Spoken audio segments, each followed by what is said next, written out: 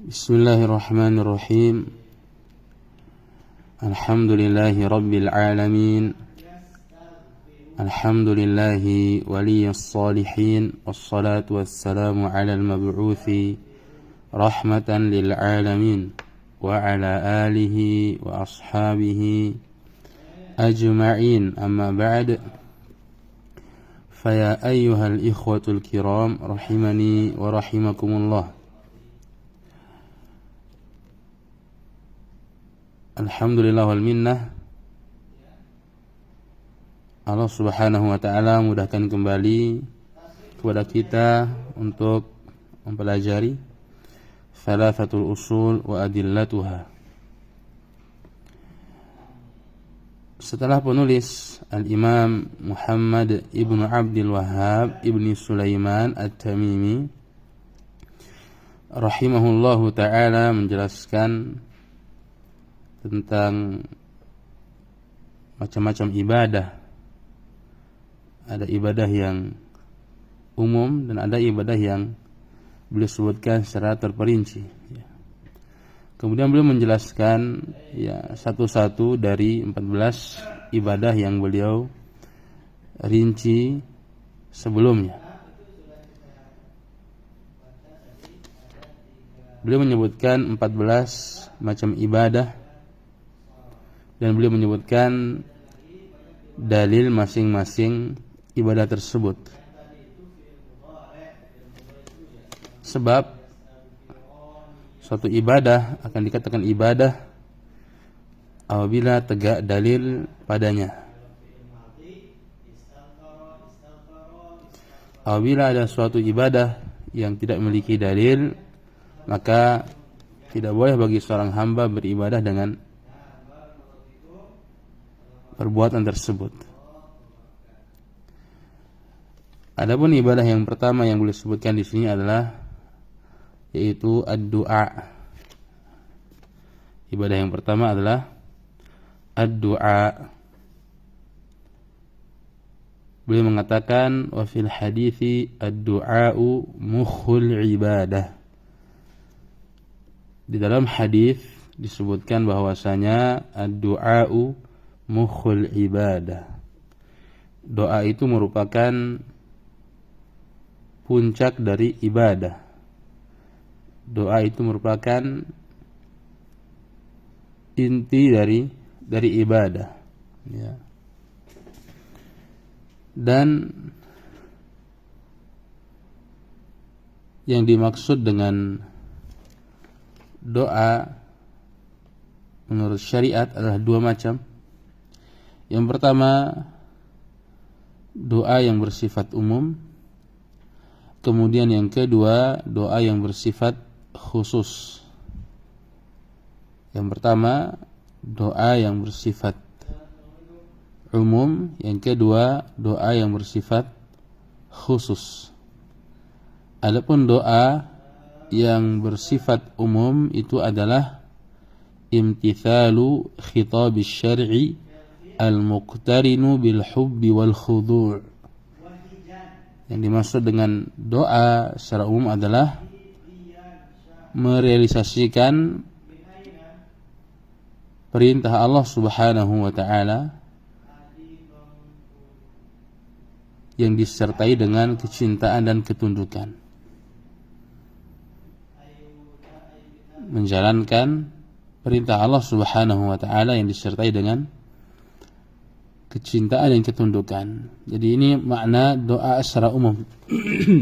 Jadi doa secara umum bermakna ibadah. Jadi ibadah itu adalah doa. Ya, disebut dengan doaul ibadah. Jadi doa yang bersifat umum itu disebut dengan doaul ibadah. Ya. Maka salat itu disebut juga dengan doa menurut syariat. Zakat disebut juga dengan doa. Haji juga disebut dengan doa, ya. Nah, ini dikenal dengan doaul ibadah, ya. Doa ibadah. Doa yang bersifat umum. Kemudian yang kedua, doa yang bersifat khusus, ya. Doa yang bersifat khusus adalah talabul abdi min rabbih husula ma yanfa'uhu wa dawamah aw daf'a ma yadhurruhu wa raf'ah. Adapun doa yang bersifat khusus itu adalah permintaan seorang hamba kepada Allah Subhanahu wa taala untuk meraih hal yang bermanfaat baginya dan menjauhkan dia dari segala hal yang mudarat. Jadi ini yang dimaksud dengan doa yang bersifat khusus, ya. Jadi doa yang bersifat khusus itu dikenal dengan doaul mas'alah. Itu permintaan seorang hamba kepada Allah Subhanahu wa taala untuk meraih apa yang dia inginkan dan agar ia terjauhkan dari segala hal yang berbahaya baginya. Jadi inilah dua macam doa menurut syariat. Jadi, doa yang pertama adalah doa al-ibadah, yang kedua doa al-mas'alah, ya. Doa al-mas'alah seperti kita mengatakan ya Rahman irhamni, wahai Zat yang Maha Pengasih, kasihanilah aku.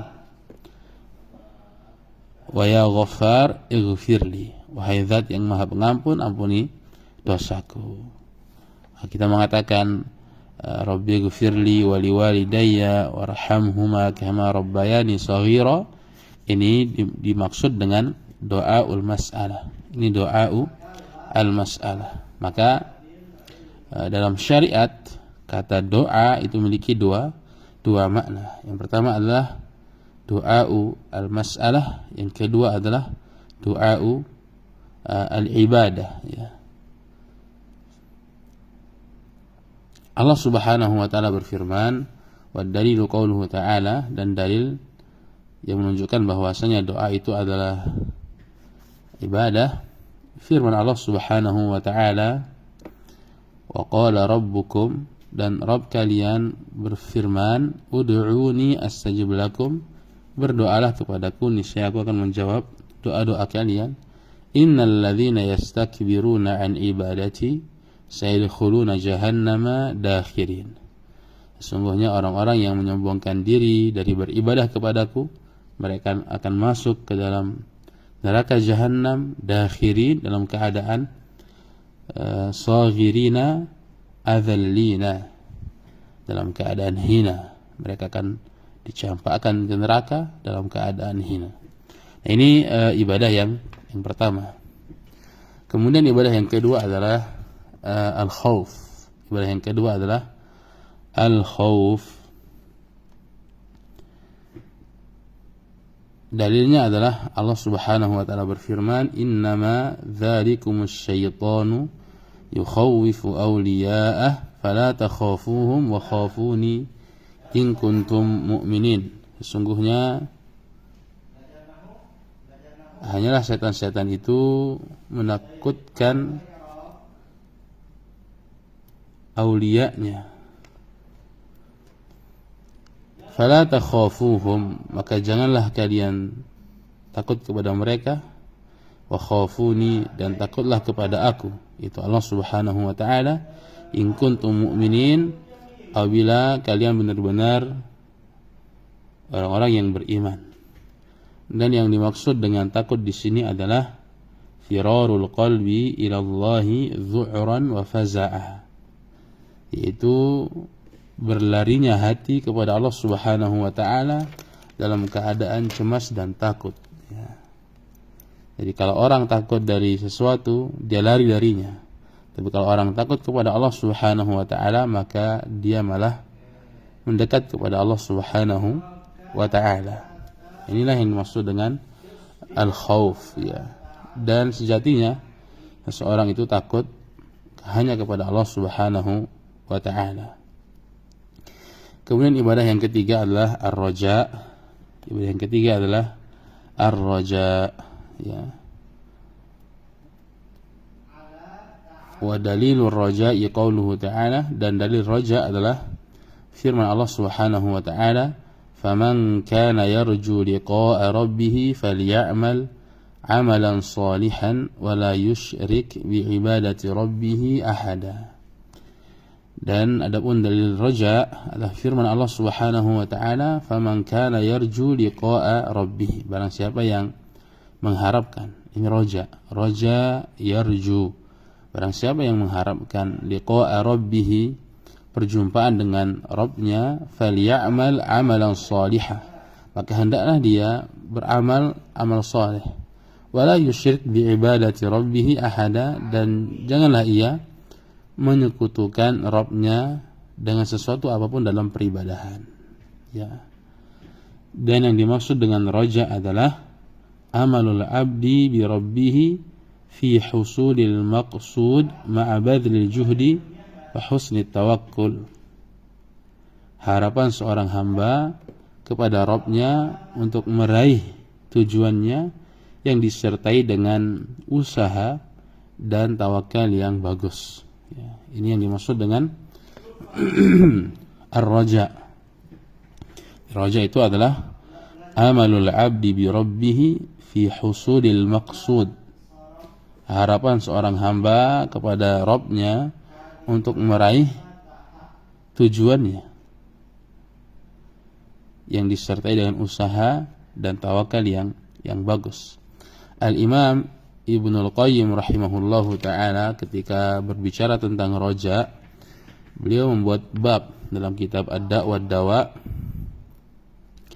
Beliau menyebutkan antara harapan dan hayalan, bainar roja'i wa tamanni, antara roja dan hayalan, antara harapan dan hayalan.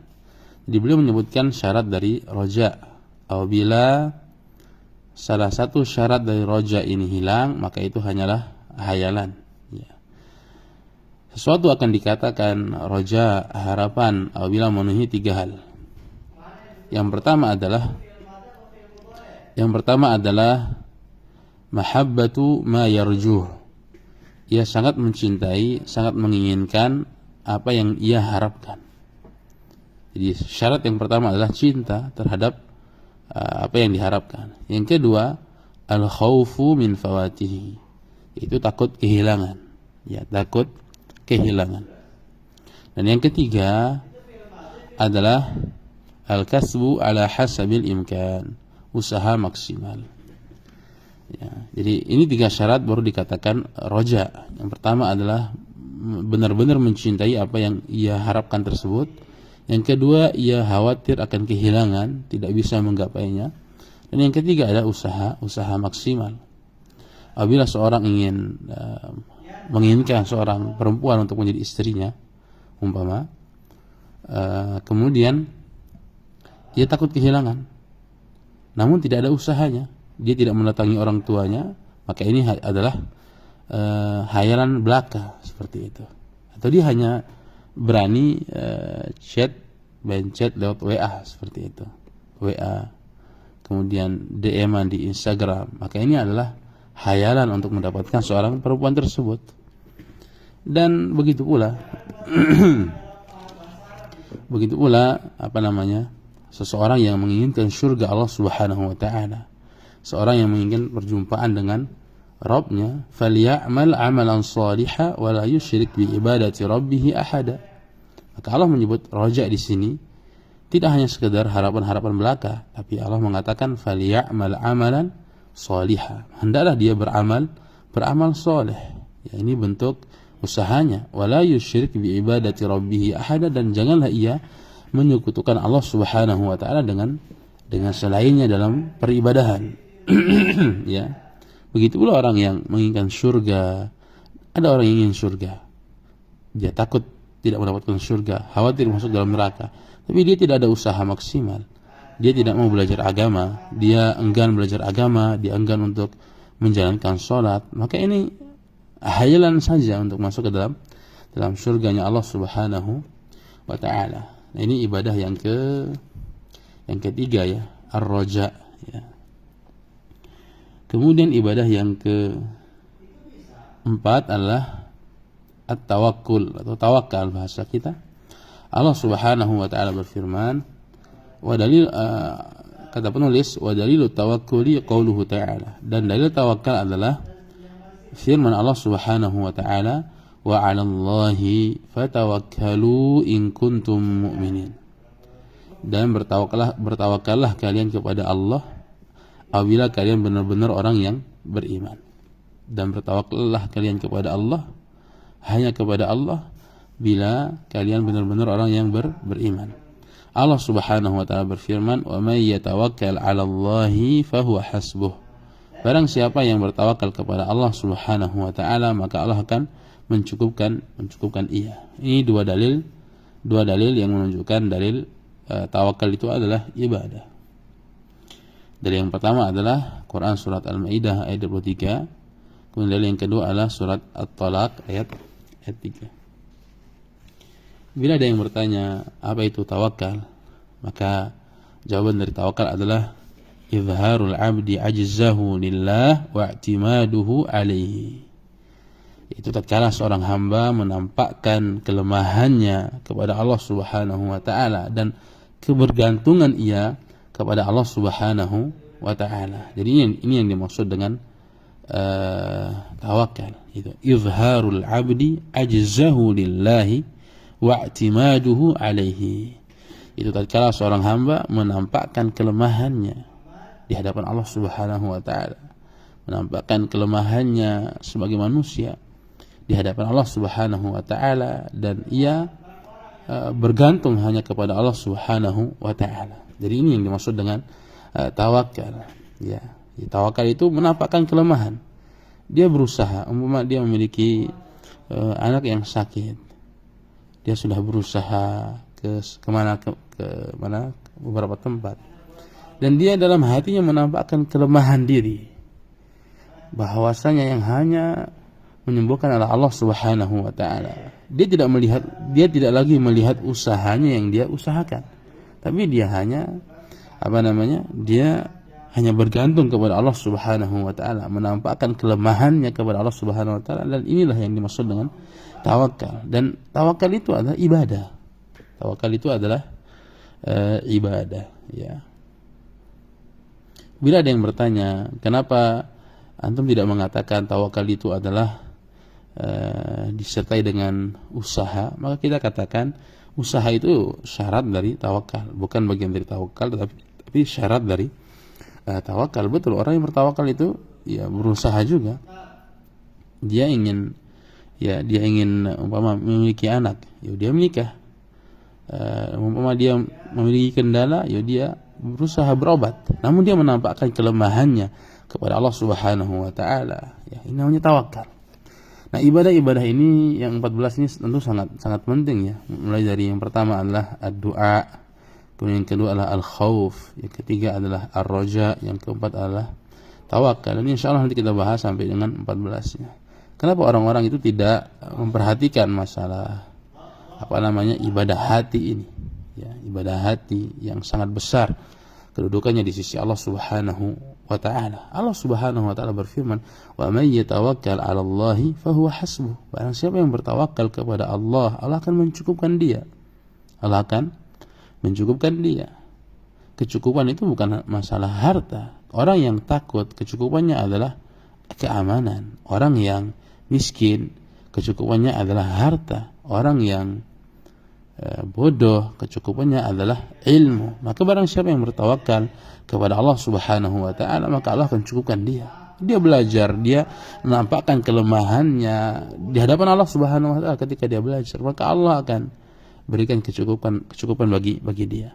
Kenapa orang lalai dari ibadah-ibadah hati ini? Karena mereka terlalu sibuk dengan mempelajari ibadah-ibadah yang bersifat zahir, namun tidak memperhatikan ibadah-ibadah yang bersifat batin ini, seperti itu, ya. Allahu ta'ala wa la a'lam. Insyaallah nanti kita lanjutkan contoh-contoh ibadah yang disebutkan oleh beliau yang 14 ini. Wassallallahu ala nabiyyina Muhammadin wa ala alihi wa sahbihi wasallam. Barakallahu fiikum, narakum ala khairin insyaallah ta'ala.